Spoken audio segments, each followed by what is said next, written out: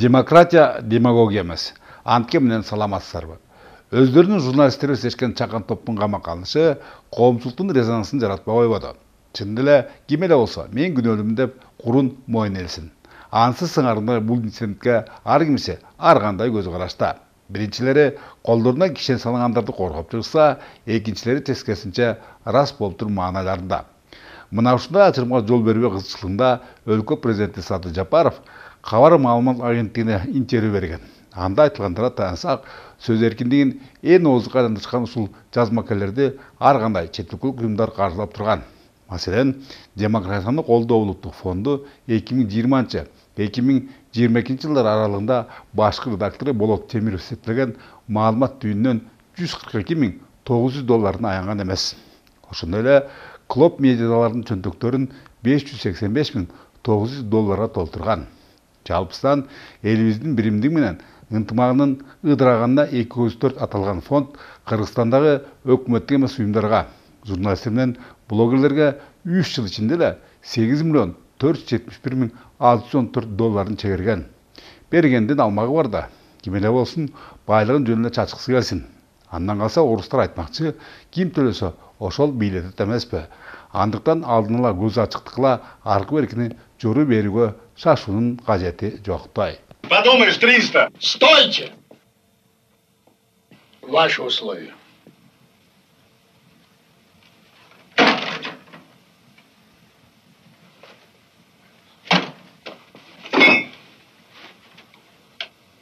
$330. Согласен. Каждому. Согласен. С Богом. Коомдук турмушубуздагы жордай жолсуз жортарыска караганыбызда биз сөз эркиндигин аша чаап пайдаланып жаткан өңдүүбүз.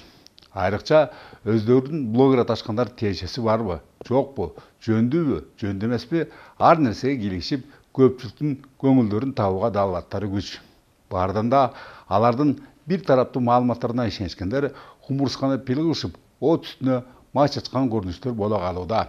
Демек, өлкөбүздө Facebook, YouTube баракчаларын жана башка социалдык түндөрдү колдонууда жоопкерчиликти күчөтүү туурасындагы мыйзамдарды кабыл алууга убакыт жеткендей. Ошондой эле блогерлер менен журналисттердин айырмачылыктарын калктын калың катмарына сиңирүү зарылдыгы бар. Антпесек, кимди ким көрдү, бир жыбайды тамбасты болуп, баарыбыз тең эле аралашып, ашмантайбыз чыкчуудан. Антке менен айрым учурларда жергиликтүү маанидеги жетекчилер көбүн эсе блогерлерге жагынышып, алардын көздөрүнүн каралары менен тең айланышат. Анча-мынчалары кошумат иретинде аларды ар кандай кызматтарга коюшуп, жалтакташкандары жашыруун деле эмес. Ал эми минтип биринин бирин далын таптоодон карапайым элдин муктаждары тоодо үйүлүп, алардын арыз муңдарына кулак салгандар аз. Эмесе миң уккандан бир көргөн. Каракөзөр өрөөнүндөгү Кара Жылга участкасынын жашоочусу Карлыгач Абдулаеванын саламаттыгы кыйла начарласа да, тиешелүү медициналык жардам ала албаганына кыжаалат. Мындагы эскилигинен мына кулай турган ФАПтан караманча пайда жок. Андыктан ал дарыланыш үчүн дээрлик 200 чакырым алыстагы Нарын шаарына барууга аргасыз. Антейин десе, үй жайы, чарбачылыгы таптакыр кароосуз калчуудан. Кичинекей балдарыбыз бар, кош бойлуу келиндер бар, карыган аталар, апалар бар.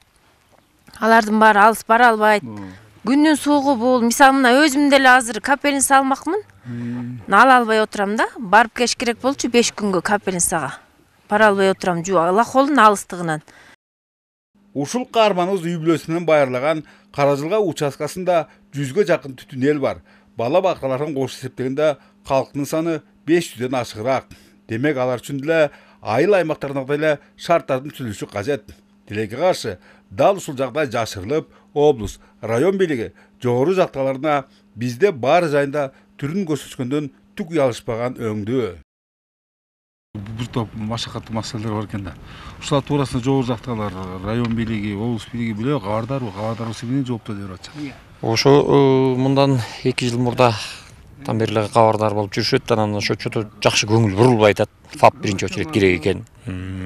Карыган аталар, апаларыбыз бар. Кош бойлуу келиндер бар экен. Жаш балдарыбыз бар экен. Алар ооруп калса, алыска жеткириш үчүн кыйыныраак маселе болуп калат экен да. Чындап эле өткөн кылымдын 50 жылдарында курган имаратка жайгашкан ФАПтын аты эле болбосо, заты деги эле байкалбайт. Анда ар кайсы жерде чачылып жаткан акыр-чикилерге караганда бир нече мезгилден бери бирөөсү да баш бакпагандыгы дароо сезилет.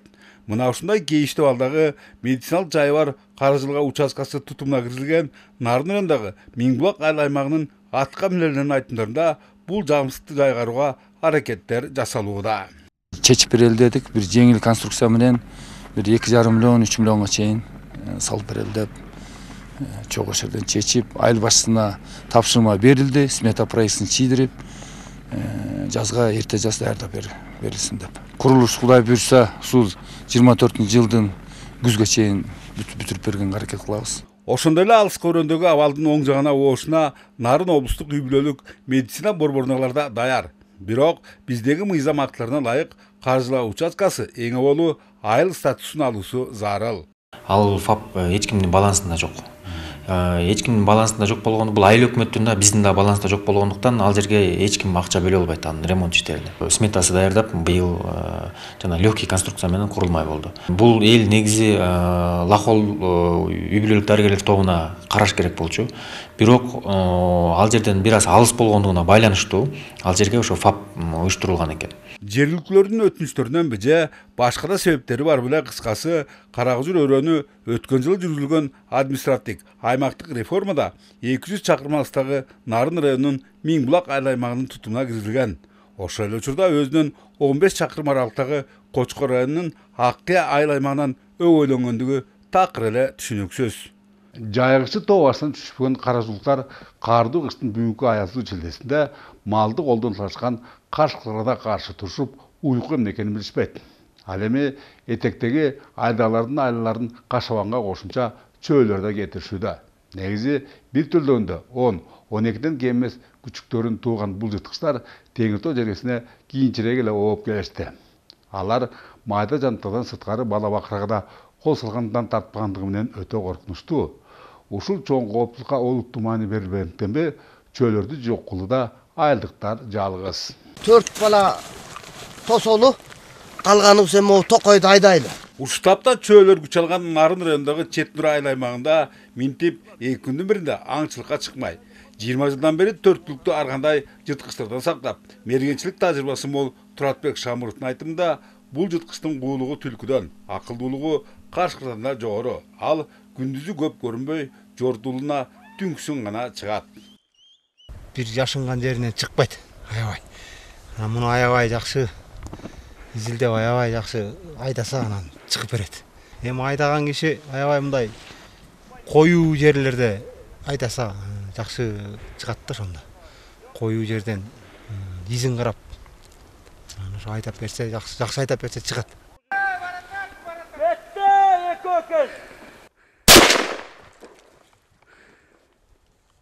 Жигилде бирөө кетти. Айдакчылардын мыктылыгынан бул жолу чу дегенде эле 4 чө жашынган жерлерин таштай качып, түз эле тозотто тургандарды карай беттешти. Ал эми мындайды дегеле текиртишпеген мергендер өкөөсүн сулатканга үлгүрүштү. Бирөөнү бул кенже аткарбады. 4 аткан анан азыр 3 чыкпады. Чү деген ушул токойго эле кирип алат экен, анан түнкүсүн чыгып бул майда жандыктарга, жанагы жаш тууган уй койлорго, жылкыда эле эми тууган балдарына кошулат экен да. Мунун тиши боло бул тиштегенден кийин же жаратар кылса бул мал болбойт экен ошо койлордо эле. Эгер Четнура айыл аймагында бири-бирине коңшу Ири суу, Төшбулак жана Акбулун калктуу пункттардын жайгашкандыгын жана акыркы экөөсүндөгү балдар кыздар таң атпай биринчисиндеги мектепке барарын эске алсак, алардын өмүрлөрү да чоң коркунучта. Анткени чөөлөр көбүнесе караңгылыкты пайдаланып, эмне жанар болбосун кол салгандан кайра тартпайт. Демек, сактыкта кордук жок, камын көрүшкөн электик көзгө атарларга ар тараптуу колдоолор зарыл. Кур дегенде октарларын кең кесир билендеп берүү ашыктык кылбас эле. Бизде ок дарыдан гана мылтык жетиштүү, ок дарыдан анан аттарга жем кичинанча болсо, анан сыйлыктар болсо, кызыктыруу үчүн. Ошол болсо, балдардын баары чыгат эле, балдардын баары эле стартта даяр.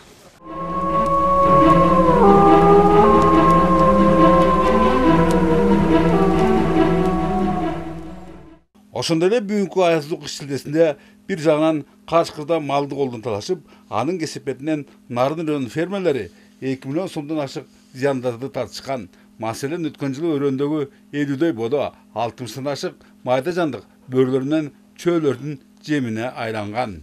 11 кашкыр атылган 23кө. Анан жыл жаңыргандан бери 1 кашкыр атылды. Чөө 18 кашкыр атылган былтыркы жылга. Быйылкы жылга мына 11 чөө атылды. Токойлордо коёон, түлкү да калбай калды депчи. Анан бул ошо түлкү коёондун калбай калгандыгынын эсепетинен ушул короодогу койлорго дагы кол салып атат деп ойлойбуз да. Ал эми бүтүндөй Нарын облусу боюнча былтыр жырткыч жаныбарлар тарабынан 10 миллион сомго чукул зыяндар келтирилген. Антке менен жаңырган жылдын 15 күнүндө теңир толук мергендер 24 кашкырды жана 20 чөөнү жок кылгандыктарын белгилейди. Жырткычтар аскерге сулаптыда Нарын районундагы Бакчеттин кыштоосуна түшкөн жалпы көлөмү 5000 куб метрге барар кар көчкүсү 85 кой эчкини жана 3 бодону мойсоду. Эгер бүгүнтөн тарта аба ырайынын туруксуздугу сакталып, жаан-чачындын өз үстөмдүгүн далайга жүргүзөрүн көңүлгө түйсөк, узак жолго чыккандарыбыз да, төрттүк четинде жүргөндөрүбүз да, дегеле баарыбыз коопсуздук чараларын эстен чыгарбасак. Антке менен амандыкта көрүшөлү, саламатта калыңыздар.